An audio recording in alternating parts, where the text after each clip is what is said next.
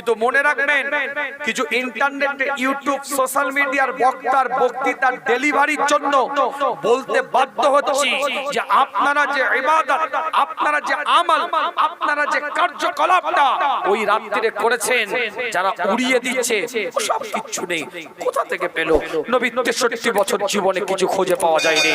এইভাবে যারা ঘেঁচে দিচ্ছে, পেন্সিলের লেখা যেমন রবারের মতন দিয়ে মুছে দেওয়া হয়, এভাবে যারা মুছে দিচ্ছে, ডাস্টারের দ্বারাই যেমন চকের লেখাকে মুছে দেওয়া হয়, এভাবে যারা মুছে দিচ্ছে, মোবাইল থেকে যেমন ডিলিট করে দেওয়া হয় ফটো ভিডিও, সেই রকম ভাবে যারা ডিলিট করে দিচ্ছে, আজকে তাদের জন্য কথাটা বলতে বাধ্য। কেন্দ্রিক কিছু কথাবার্তা না। এখন যারা আছেন সব ঠিক আছে তো? শোনার ইচ্ছা আছে তো নাকি? কে কে শুনবেন একটু হাতটা তুলে দেখান তো। মাশাআল্লাহ, হাতের ইশারায় রাজি, জবানের আওয়াজে কে কে রাজি একটু দেখি। নারে তাকবীর। সবাই একসাথে আওয়াজ দেন, আওয়াজ বাড়বে ইনশাআল্লাহ। সকলে চিৎকার দিয়ে বলেন দেখি নারে তাকবীর। একসাথে দলবদ্ধভাবে আওয়াজ দিয়ে বলেন নারে তাকবীর, নারে তাকবীর।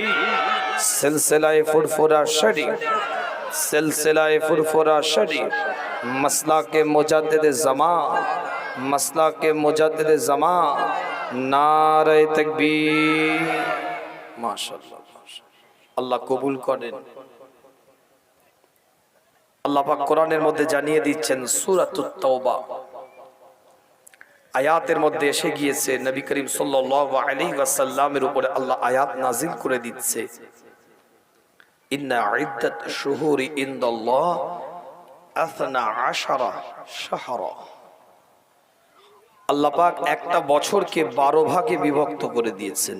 1 ইয়ার্স, একটা বছরকে 12টা ভাগে বিভক্ত করে দিয়েছেন।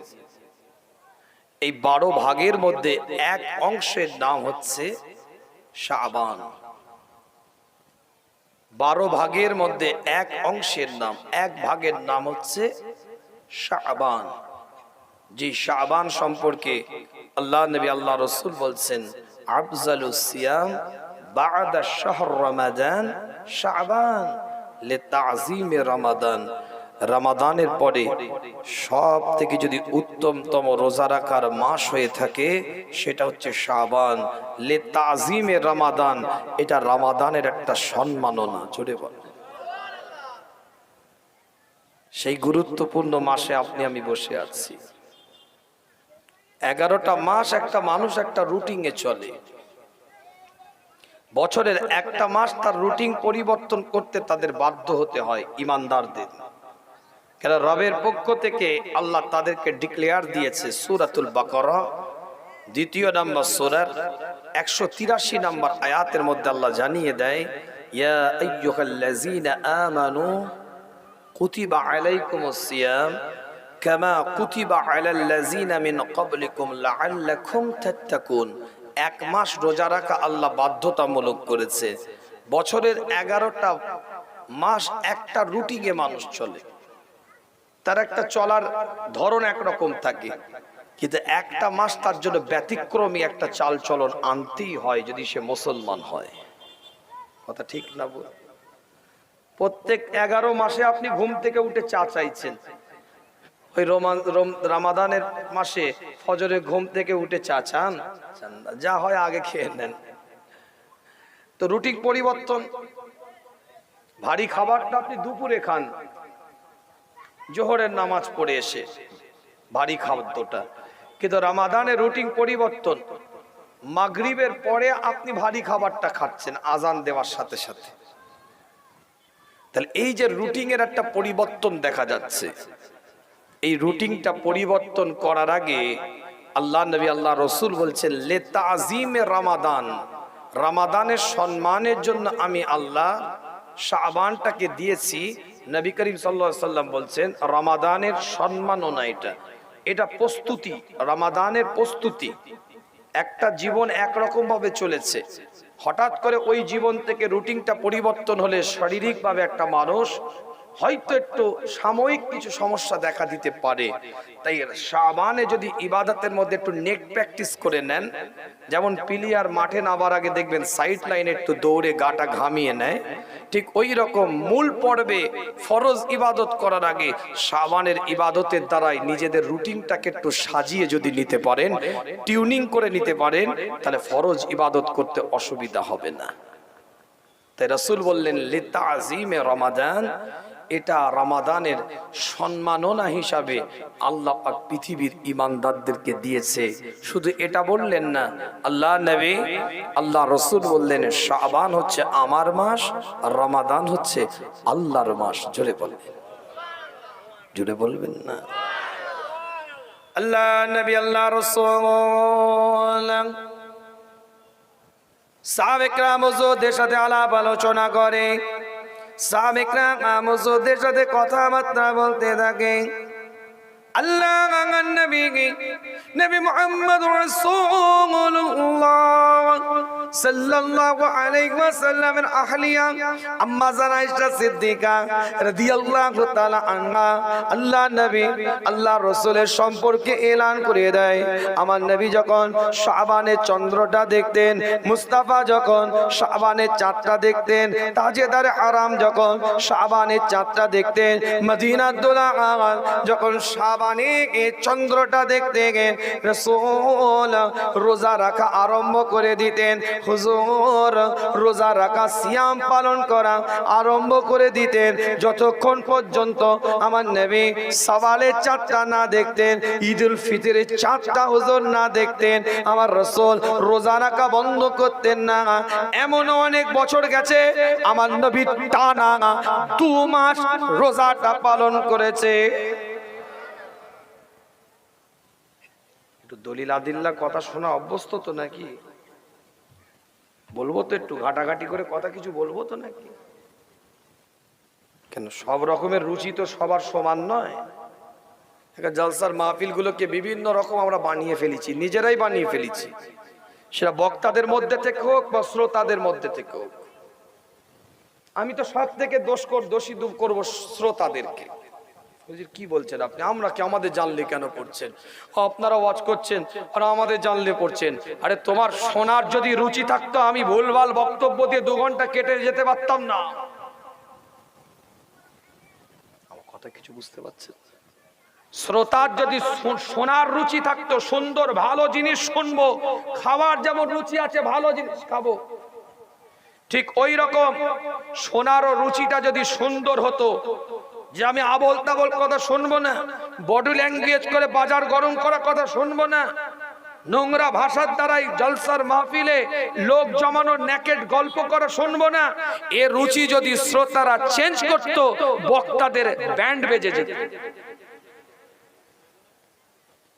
কথা ঠিক বলছিল? বেশটা বাবু কমান, হালকা কমান। কোথায় ছিলেন? আমি ডাকছি কখন থেকে। একটু জিকির করে লা ইলাহা লা ইলাহা লা ইলাহা ইল্লাল্লাহ। রিভাবটা একটু হাই কর, রিভাব। হাসবি রব্বি জাল্লাল্লাহ মা ফি কলবি গায়রুল্লাহ নূর মুহাম্মদ সাল্লাল্লাহ হক লা ইলাহা ইল্লাল্লাহ লা ইলাহা লা ইলাহা ইল্লাল্লাহ। খুব মুহাব্বতের সাথে পড়েন আল্লাহুম্মা সাল্লি আলা। ঘাড় করছে না, ঘাড়টা কাটা পরিষ্কার। ওয়ালা আলি সাইয়্যিদিনা। আওয়াজটা ভাষণ, হালকা ভাষণ। বিন্দে কে মোহাম্মদ পর कुर्बान ज़माना है।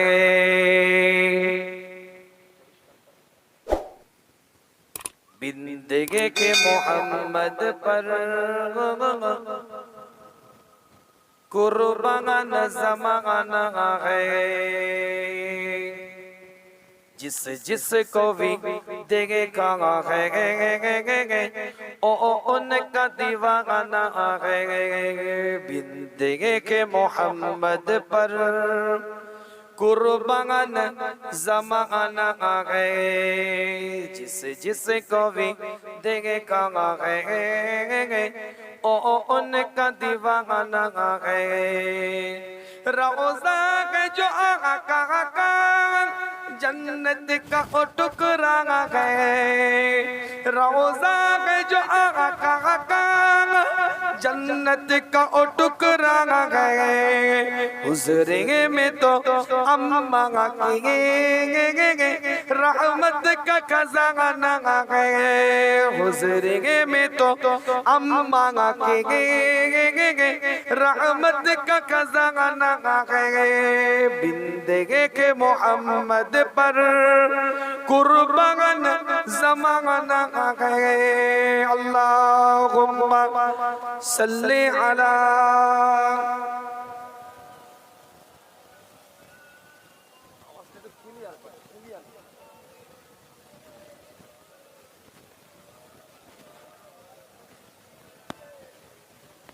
যে কথা বলছিলাম রুচি যদি আমরা চেঞ্জ করতে পারতাম তাহলে কিন্তু বক্তাদের বক্তৃতা দেওয়ার সতর্কতা বাড়াতে হতো কি কথা ঠিক না আবল তাবল কথা বলে চলে যেতে পারতো না একই ক্যাসেট পাঁচটা জলসায় বলতে পারতো না তো আপনাদের রুচি কেমন একটু আলোচনা করলেই বোঝা যাবে এখন তো দু ধরনের জিনিস চলে জলসার মাহফিলে এটা হচ্ছে গরম গরম কথা এলিয়া বেদে ফেল চাপকে দে থেতো করে দে ফাটিয়ে দে লাল করে দে ওই শালা কাকে নিচিবে আর না হলে নেকেড গল্প কি কথা ঠিক বলছিলাম এটা হচ্ছে মেজরিটি পার্সনের কাছে দরকার আর মিনিমাম কিছু মানুষ আছে যাদের রুচির মধ্যে কোরআন হাদিস শোনার আগ্রহ আছে আমার কারবার তাদের সাথে যারা কোরআন হাদিস শোনার আগ্রহ তাদের জন্য আগিয়ে নিয়ে যাই আল্লাহ কবুল করেন সকলে বলেন আমিন জোরে বলা যাবে আমিন চিৎকার দিয়ে বলা যাবে আমিন কলিজা দিয়ে বলা যাবে আমিন আল্লাহ নবী আল্লাহ রাসূলের সাহাবারা বলছেন বিশেষ করে আম্মা জান আয়েশা সিদ্দিকা রাদিয়াল্লাহু তাআলা আনহা জানিয়ে দেয় আল্লাহ রাসূল শাবানের চন্দ্রটা দেখতেন যতক্ষণ পর্যন্ত সওয়ালের চাঁদ না দেখতেন হুজুর রোজা রাখা বন্ধ করতেন না টানা 2 মাস রোজা রেখেছেন আল্লাহ নবী আল্লাহ রাসূলের সাহাবারা হুজুরের 2 মাস রোজা রাখার এই পরিবেশ পরিস্থিতি দেখে শাবানের রোজা রাখার গুরুত্বটা দেখে শাবানের রোজা রাখার অ্যাক্টিভনেস সক্রিয়তা বোধ দেখে সাহাবায়ে কেরাম হুজুররা অনেক সময় চিন্তিত হয়ে পড়তেন যে আল্লাহ পাক আমাদের জন্য 1 মাস রোজা রাখা ফরজ করেছে 1 মাস রোজা রাখা বাধ্যতামূলক করেছে আমার নবীর উপরে কি আমার আল্লাহ আলাদাভাবে 2 মাস রোজা রাখা বাধ্যতামূলক করে দিল নাকি এত অ্যাক্টিভ এত সক্রিয় এত মনোযোগ সহকারে আমার রাসূল কেন শাবানের রোজাটা রাখে আম্মা জান আয়েশা সিদ্দিকা রাদিয়াল্লাহু তাআলা আনহা প্রশ্ন করে হুজুর অন্যান্য মাসে আপনি এত গুরুত্ব এত তাকিদের সাথে এত মনোযোগ সহকারে এত অ্যাক্টিভ ভাবে আপনি রোজা তো রাখেন না সিয়াম তো পালন এত গুরুত্ব দিয়ে এতটা মনোযোগ দিয়ে তো আপনি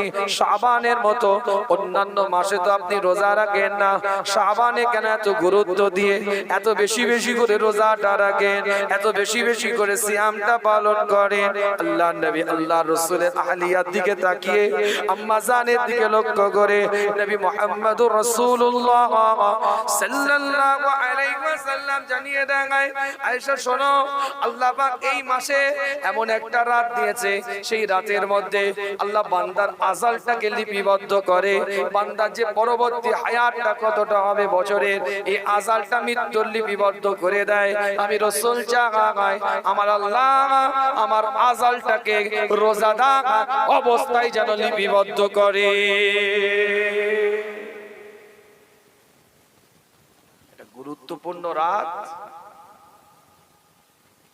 শাবানের তো একটা গুরুত্ব আছে, শাবানের মধ্যে একটা রাতের গুরুত্ব আখাসুল খাস করে আলাদাভাবে ইন্ডিভিজুয়াল ভাবে এককভাবে আমার রাসূল জানিয়ে দিচ্ছেন যে রাতটাকে আপনি আমি বলে থাকি শবে বরাত।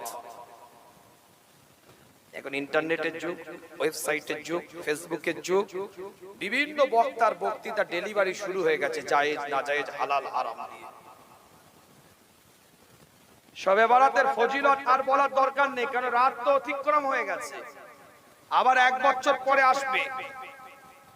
সেই ফজিলতটা আর এখন বলার দরকার নেই, হয়তো আপনারা ভাবতে পারেন, কিন্তু মনে রাখবেন কিছু ইন্টারনেটে, ইউটিউব, সোশ্যাল মিডিয়ার বক্তার বক্তৃতার ডেলিভারির জন্য বলতে বাধ্য হচ্ছি যে আপনারা যে ইবাদত, আপনারা যে আমল, আপনারা যে কার্যকলাপটা ওই রাত্রিতে করেছেন, যারা উড়িয়ে দিচ্ছে সব কিছু নেই, কোথা থেকে পেল? নবী 63 বছর জীবনে কিছু খুঁজে পাওয়া যায়নি। এইভাবে যারা ঘেঁচে দিচ্ছে, পেন্সিলের লেখা যেমন রবারের মতন দিয়ে মুছে দেওয়া হয়, এভাবে যারা মুছে দিচ্ছে ডাস্টারের দ্বারাই যেমন চকের লেখাকে মুছে দেওয়া হয়, এভাবে যারা মুছে দিচ্ছে মোবাইল থেকে যেমন ডিলিট করে দেওয়া হয় ফটো ভিডিও, সেই রকম ভাবে যারা ডিলিট করে দিচ্ছে, আজকে তাদের জন্য কথাটা বলতে বাধ্য হচ্ছে। বুঝতে পারছেন না? যারা একদম উড়িয়ে দিচ্ছে, না না ওসব কিছু নেই। আর আমাদের মধ্যে থেকে কিছু যুবক ছেলে কাজটা করে, ওই রাতের আমলটা করে, কিন্তু মনে একটা সংশয় নেই, এরকমও কিছু পার্সেন্টেজ আছে। হ্যাঁ, বাপ দাদারা করে, পূর্বপুরুষটা করে এসছে তাই করছি, জানি এই একটা কথা যায় আগে থেকে হয়ে এসছে তাই করছি। আগে থেকে হয়ে আসছে তাই করছো, এটা বাস্তব। কিন্তু আগের মানুষ যারা করেছে, তোমার পূর্বপুরুষ যেটা করেছে, তোমার পূর্বপুরুষকে যে শিক্ষাটা দেওয়া হয়েছে, ওই কাজটা কিন্তু শরীয়তের খেলাফ নয়, ইসলামের খেলাফ নয়। নবীর সুন্নত তরিকা অনুযায়ী তোমার পূর্বপুরুষ করেছে, তাই তুমি করছো। হালকা করে নেবে না। তোমার আমলের মধ্যে দলিল আছে, বুঝে যাচ্ছে না? বুঝে যায়। এরা মনে হালকা করে নেয়, হালকা কি জানি না বাবা, করেছে তাই করছি, একটু কবর জিয়ারত করলাম, এ রাত্রে করেছে, একটু মিলাদ, একটু দোয়া, একটু আল্লাহ, এটা হালকা চোখে দেখে। তার মানে তারা ইন্টারনেটে বক্তৃতা শুনেছে, আবার দেখছে আমার গ্রামে এরকম সিচুয়েশন, দুটোকে ব্যালেন্স করার জন্য এই ধরনের কিছু কার্যকলাপ। আমার ভুল হলে সামনে বলেন, আমি কি বলতে চাইছি বোঝা যাচ্ছে তো নাকি?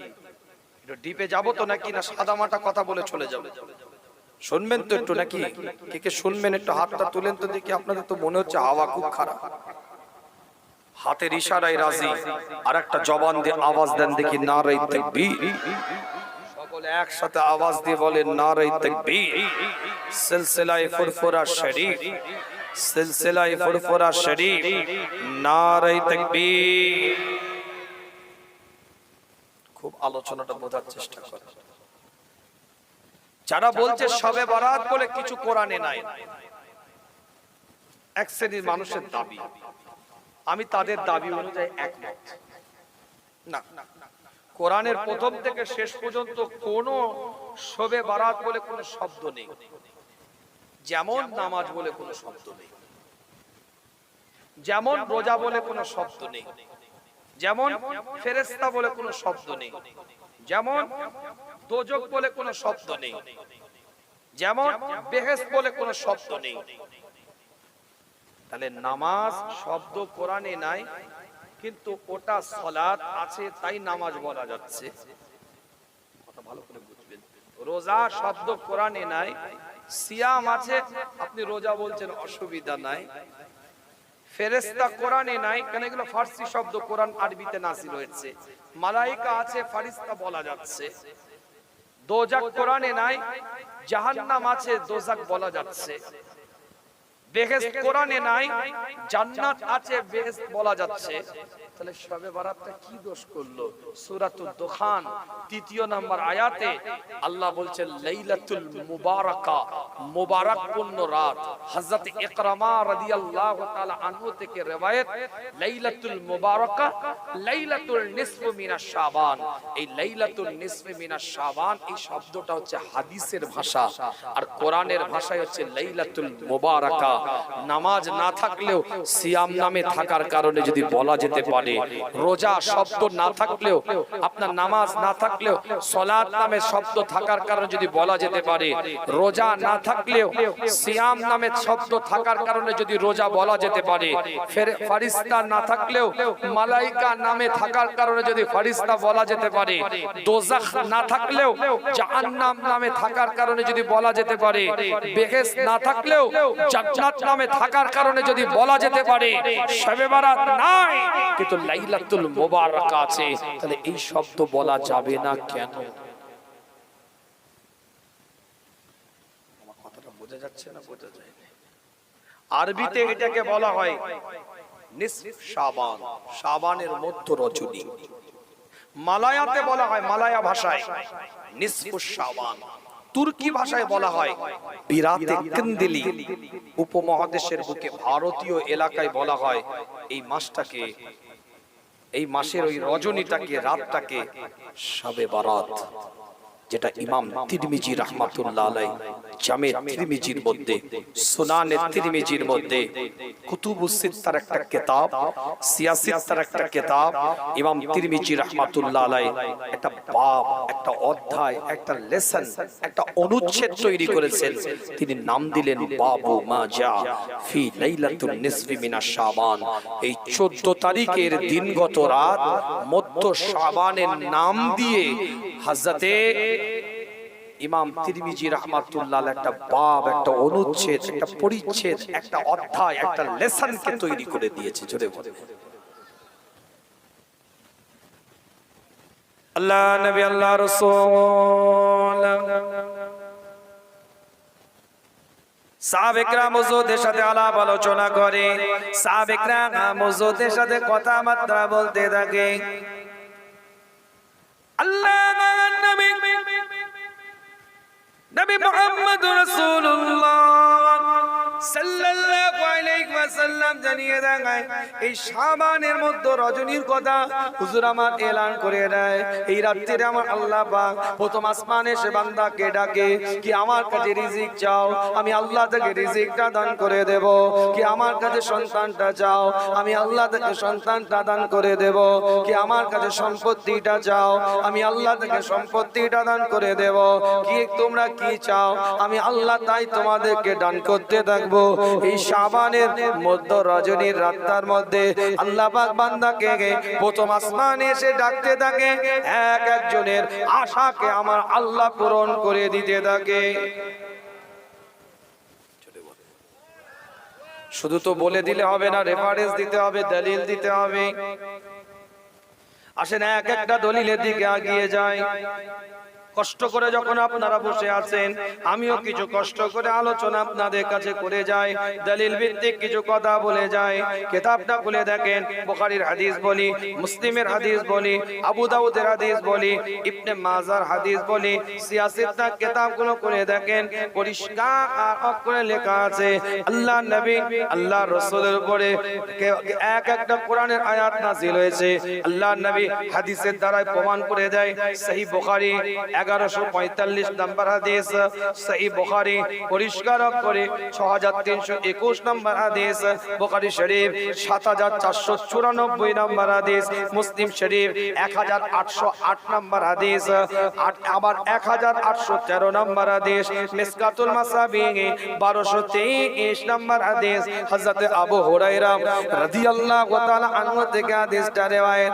আল্লাহ নবী নবী মুহাম্মদ রাসূলুল্লাহ সাল্লাল্লাহু আলাইহি ওয়াসাল্লাম জানিয়ে দেয় প্রত্যেকটা রাত্রিরে রাতের 1/3 অংশে রাতের শেষ অংশে আল্লাহ প্রথম আসমানে এসে বান্দাকে ডাকে কি আমার কাছে রিজিক চাও, আমি আল্লাহ তাকে রিজিকটা দেব, তোমরা যা চাইবে আমি আল্লাহ তাদেরকে তাই দান করব।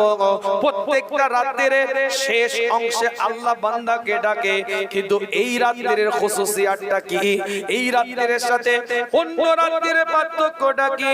লাইলাতুল নিসফি মিনা শাবানের সাথে, লাইলাতুল নিসফি মিনা শাবানের সাথে, লাইলাতুল মুবারাকার সাথে, শবে বারাতের সাথে, এই রাত্রির সাথে অন্য কোন রাত্রির পার্থক্যটা কোথায়, কোন জায়গায় পার্থক্য আছে, কি পার্থক্য আছে? আমি বলি না, কিতাব খুলে দেখেন পরিষ্কার করে। ইবনে মাজাহ রওয়ায়াত করছে 1388 নম্বর হাদিস, শুআবুল ঈমান 3582 নম্বর হাদিস, মিশকাতুল মাসাবি 1308 নম্বর হাদিস, কানজুল উম্মাল 35177 নম্বর হাদিস, হযরত আলী রাদিয়াল্লাহু তাআলা আনহু থেকে হাদিসটা রওয়ায়াত। অন্য কোন রাত্রির সাথে এই রাত্রির পার্থক্যটা আল্লাহ নবী আল্লাহর রাসূল জানিয়ে দেয়। অন্যান্য রাত্রিরে আল্লাহ পাক বান্দাকে শেষ রাত্রিরে সে ডাকতে থাকে, আর এই রাত্রিরে সূর্য অস্ত যাওয়ার পর থেকে বান্দাকে আল্লাহ এক একটা রহমতের দিকে প্রথম আসমানে সে ডাকতে থাকে কি আমার কাছে রিজিক চাও, আমি আল্লাহ তাকে রিজিকটা দান করে দেব। কি আমার কাছে সন্তান চাও, আমি আল্লাহ তাকে সন্তানটা দান করে দেব।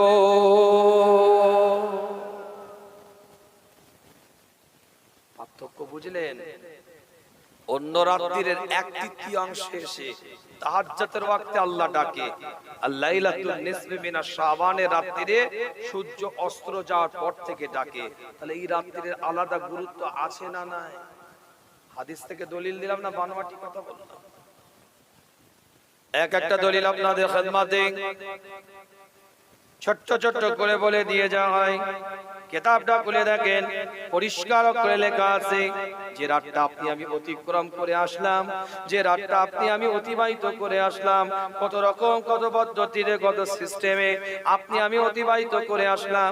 কেউ বলে হয় না, কেউ বলে না হয়, কোথায় পেলে, কোন জায়গা থেকে আসলো, কত রকম দলিল, কত রকম ফতোয়া, কত রকম ভণ্ডামি, কত রকম নোংরা কথা সোশ্যাল মিডিয়া পেল।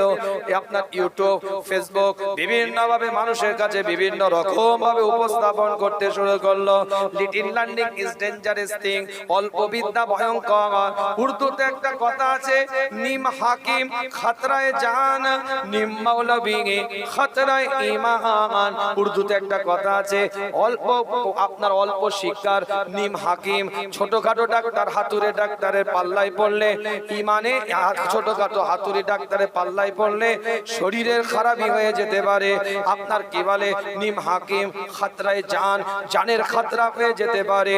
নিম মৌলবী খতরায়ে ঈমান, ছোটখাটো যদি মৌলবীর পাল্লায় পড়ে যায় ফতোয়া ডেলিভারিতে ঈমানের খতরা এসে যেতে পারে। চায়ের দোকানে বসে ফতোয়া দিচ্ছে, বড় বড় মুফতি হয়ে গেছে, কথা ঠিক না। আমি পীরজাদা ফতোয়া দিতে পারবো না, কি বলেছে? আমি হুজুর ফতোয়া দিতে পারবো না যদি আমি মুফতি না করে থাকি। আল্লাহ নবী নবী মুহাম্মদ রাসূলুল্লাহ সাল্লাল্লাহু আলাইহি ওয়াসাল্লামের ওয়াফাতের সময় 1,25,000 সাহাবা হায়াতে, 1,25,000 সাহাবা হায়াতে হুজুরের ইন্তেকালের সময়, ওয়াফাতের সময় এই 1,25,000 সাহাবাদের মধ্যে মোট 130 জন সাহাবা ফতোয়া দিতে পারতেন, আর 10 জন সাহাবা মুজতাহিদ ছিলেন, ইজতিহাদ করতে পারতেন। কিন্তু বাকিরা সবাই নবী দেখেছে, রাসূল দেখেছে, ফতোয়া দেওয়ার যোগ্যতা ছিল না। কথা বোঝা যাচ্ছে না? বোঝা যায় না? কিছু কথা বলেন,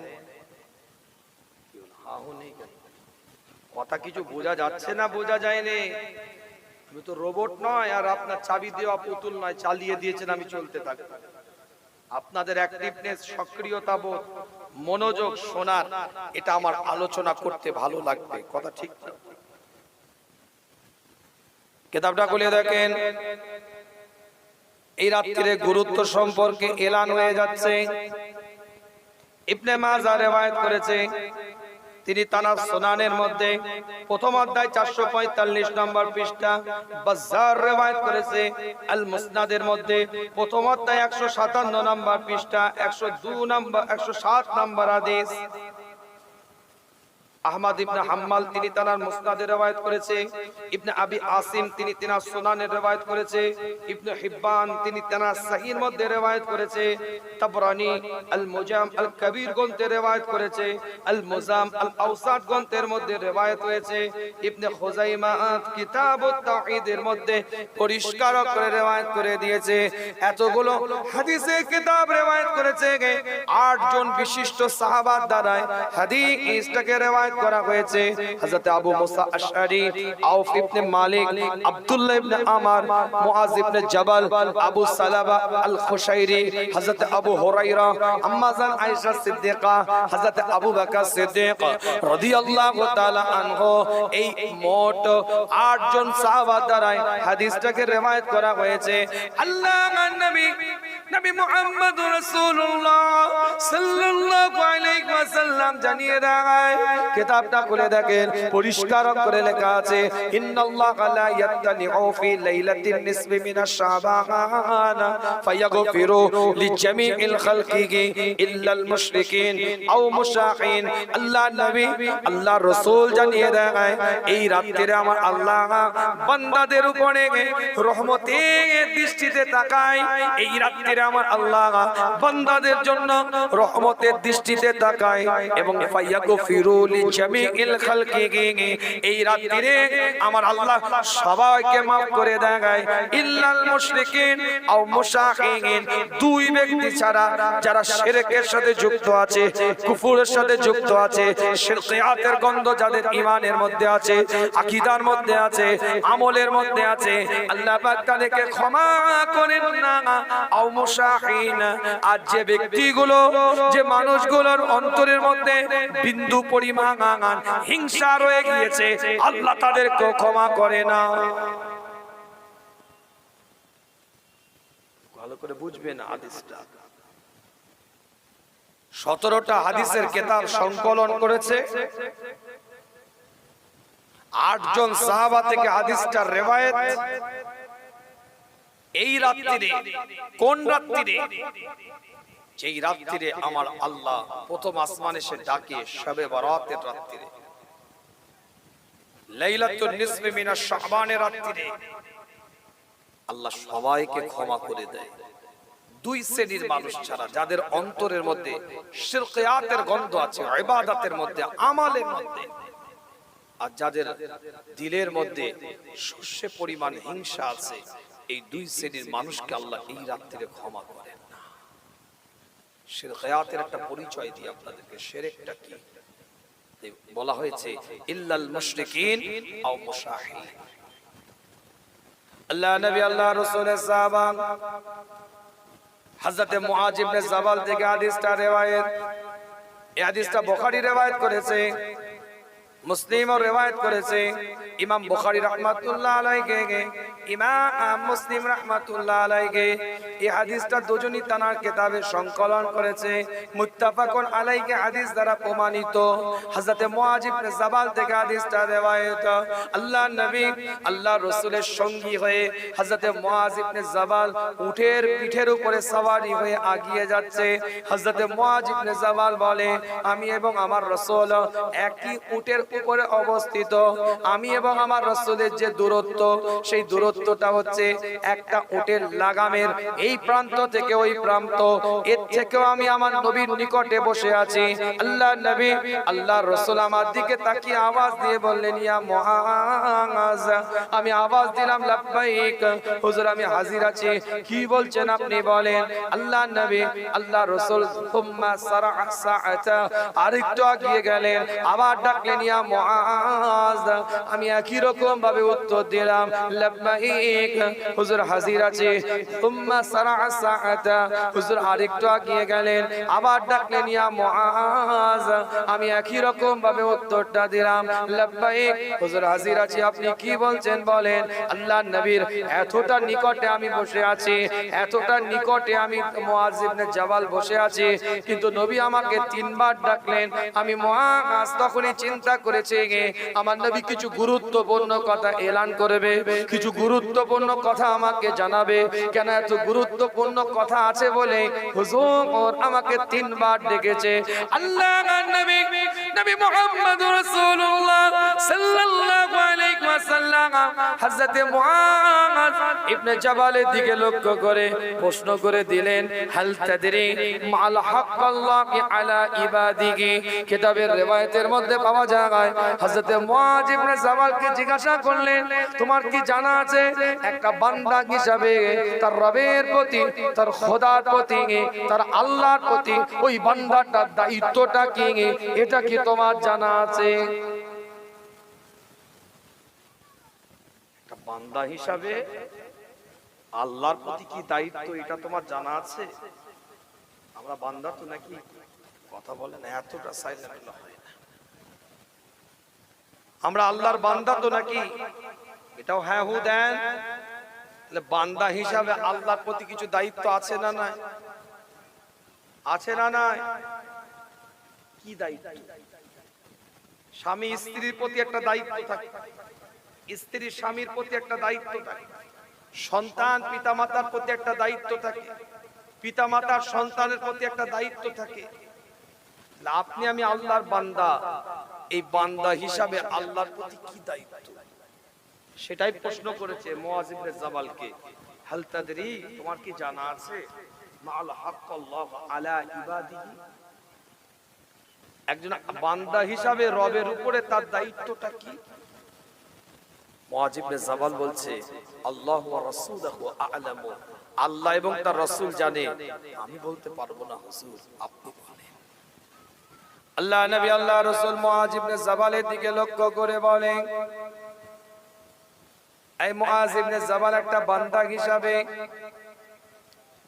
একটা সৃষ্টিকর্তার জন্য তার দায়িত্ব হচ্ছে একটা বান্দা হিসাবে, একটা দাস হিসাবে, একটা বান্দা হিসাবে তার রবের প্রতি দায়িত্ব, তার খোদার প্রতি দায়িত্ব হচ্ছে সেই বান্দাটা যখন ইবাদত করবে, সেই বান্দাটা যখন জিকির করবে, সেই বান্দাটা যখন তাসবিহ পড়বে, সেই বান্দাটা যখন মুরাকাবা করবে, সেই বান্দাটা যখন মুশাহিদা করবে, সেই বান্দাটা যখন তাজকিয়ায়ে নফস করবে, সেই বান্দাটা যখন ইবাদত করবে, সেই বান্দাটা যখন রুকু করবে, সেই বান্দাটা যখন সিজদা করবে, সেই বান্দা যখন নিজেকে ইবাদতের মধ্যে গণ্য করে নিবে, ওই বান্দার ইবাদতটা শিরক মুক্ত হবে, ওই বান্দার ইবাদতটা কুফর মুক্ত হবে, ওই বান্দার ইবাদতটা অংশীদার ব্যতীত হবে।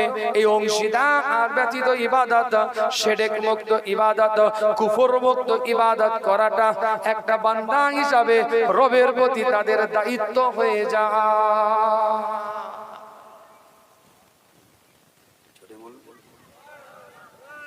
চিৎকার দিয়ে বলা যাবে না। মুআজ ইবনে জাবাল বলে, সুম্মা সারা সাআতা, হুজুর আরেকটু আগিয়ে গেলেন, আমাকে প্রশ্ন করলেন, বান্দা যখন ইবাদতের মধ্যে শিরক থাকবে না, অংশীদার থাকবে না, ওই বান্দাটার উপরে আল্লাহর কি দায়িত্ব হয়ে যায়, এটা কি তোমার জানা আছে? মুআজ ইবনে জাবাল বললেন, আল্লাহ এবং তার রাসূল জানে, হুজুর আমি বলতে পারবো না। আল্লাহর নবী মুহাম্মদুর রাসূলুল্লাহ সাল্লাল্লাহু আলাইহি ওয়াসাল্লাম জানিয়ে রাখায়, ওই বান্দা তার ইবাদতটা যখন শিরক মুক্ত হয়, ওই বান্দা তার ইবাদতটার মধ্যে যখন কুফর মুক্ত হয়, ওই বান্দার ইবাদতের মধ্যে যখন অংশীদার ব্যতীত ইবাদত হয়, ওই বান্দার জন্য রবের দায়িত্ব হয়ে যায়, ওই বান্দার জন্য খোদার দায়িত্ব হয়ে যায়, ওই বান্দার জন্য আল্লাহর দায়িত্ব হয়ে যায়। ওই বান্দার শিরক মুক্ত ইবাদতের কারণে আমার আল্লাহ ওই বান্দাকে একটা আযাব মুক্ত জান্নাত দান করে দেয়।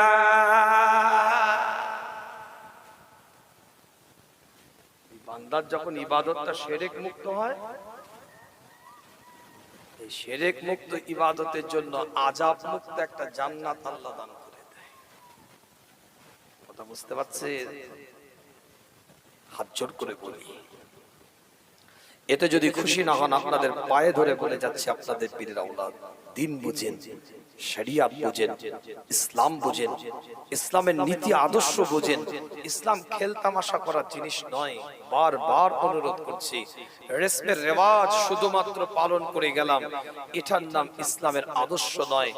বুঝতে হবে, আমলিয়াতে জিন্দেগি গঠন করতে হবে। এক একটা বান্দাকে আল্লাহ কবুল করে নিবে। জোরে বলে, জীবন তৈরি করেন, নীতিমালা তৈরি করেন, উসুল তৈরি করেন, মানহাজ তৈরি করেন। জীবনের একটা এম থাকবে, টার্গেট থাকবে, অ্যাম্বিশন থাকবে।